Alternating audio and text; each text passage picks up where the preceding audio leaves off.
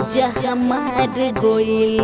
का कोई सुनाए हो सखी पड़ोसी मजा मार गइल। धइल सब जोगाइल धन धइल सब जोगाइल धन राति में आके लूट गइल। का कोई सुना सखी है पड़ोसी मजा मार गइल। का कोई सुना सखी है पड़ोसी मजा मार गइल।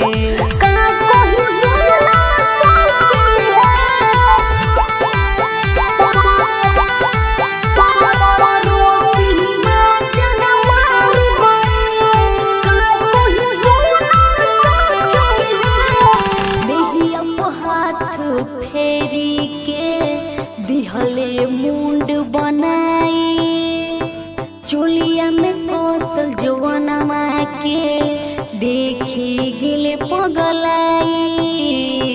उठवा के लाली सुनो ये सखी सारा नासा उतार गई। का कोई सुनो सखी है पड़ोसी मजा मार गइल। धइल सब जोगावल धन धइल सब जोगावल धन राति में आके लूट गइल। का कोई सुना सखी है पड़ोसी मजा मार गइल। का कोई सुना सखी है पड़ोसी मजा मार गइल।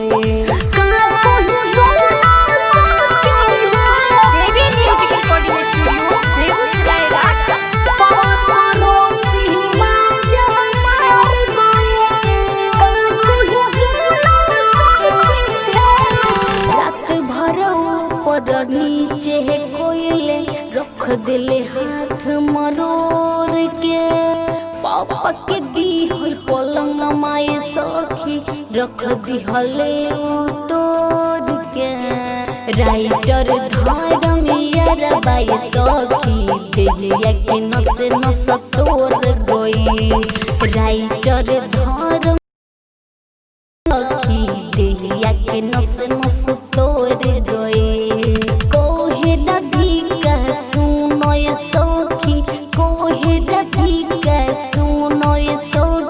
सारा धन लूट गई। का कोई सुन है हो सखी पड़ोस